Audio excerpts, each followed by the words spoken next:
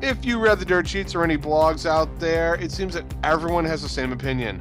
Brock Lesnar was rusty and didn't know how to actually handle himself in the ring, and he's extremely dangerous. He opened up Cena 3 times now, which is historic in the PG era.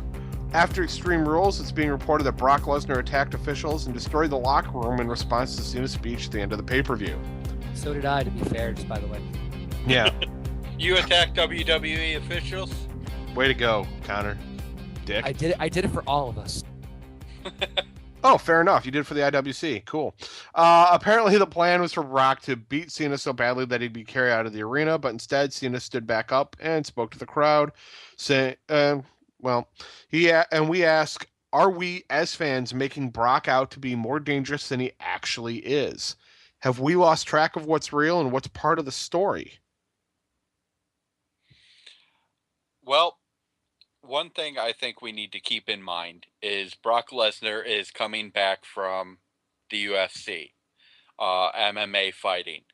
MMA fighting is a lot different than pro wrestling in the fact that, there's a lot less pulling of punches. Stuff is a lot more, I hate to use the word real, but there's a lot less choreography in MMA.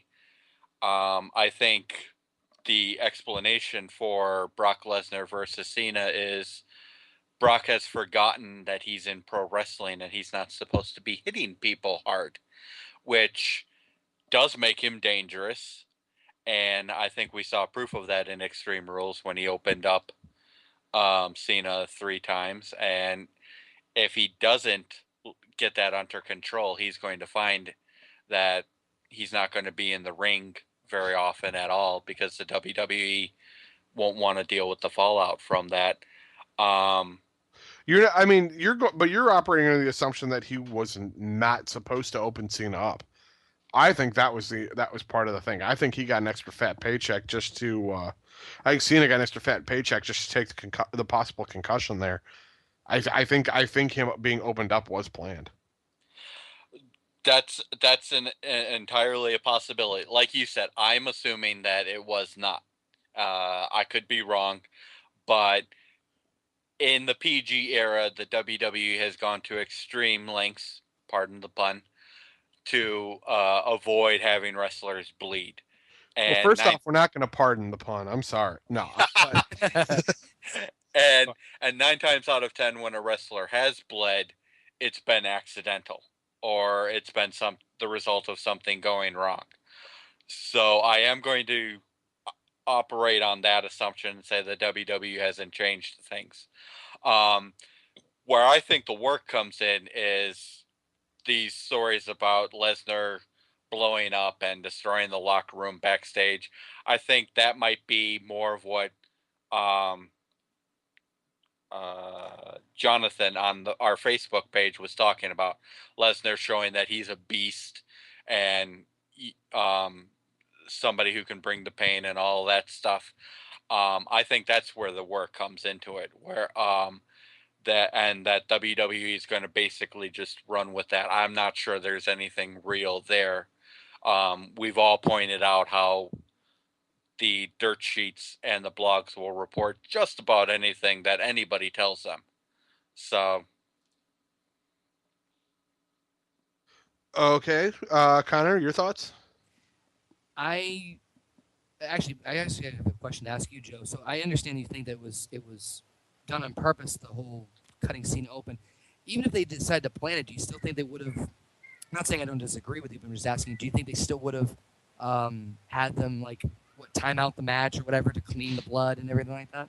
Yeah, I do. I think, because that gives them time to really push the fact that it's so brutal, that Lesnar is just a wrecking machine. He's so damaging. He's such a beast. He's so powerful that these blows are just opening up to the point where we do need medical people to actually come seal them before the match can continue. I think it's all just to build Lesnar, while still keeping Cena that fighting champion. He manages to squeeze out of this one. Brock is now so much more enraged that the next time that they put him in the ring together, shit's going down. True. Yeah, true. Huge.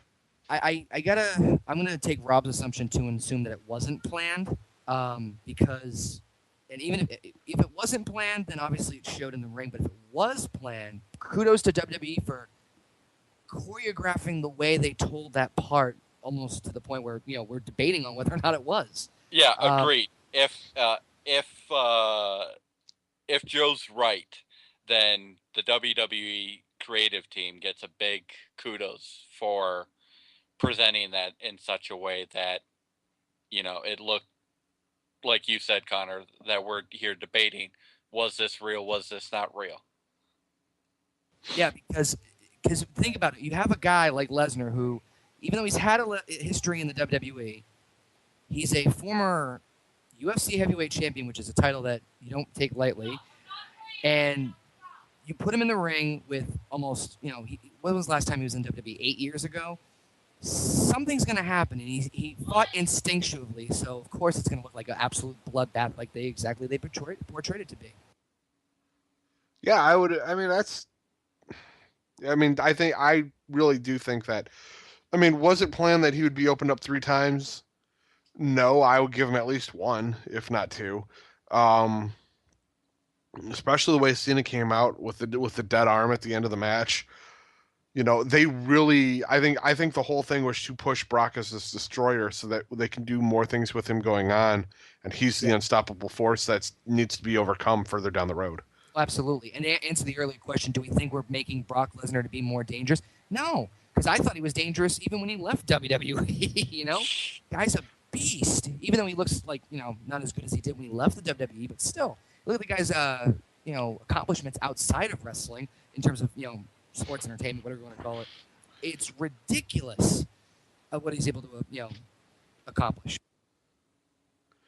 Yeah, he is the wrecking machine. I think. Are we making him out to be too dangerous? Maybe. Because looking back, yeah, he was dangerous when he was in the WWE before. But now it's a fresh start for the Danger, and it's a brutality we haven't seen before. So I think it is. I don't think we're making him out to be too dangerous. I think the WWE is making him out to be extremely dangerous, and we're just picking up on that vibe.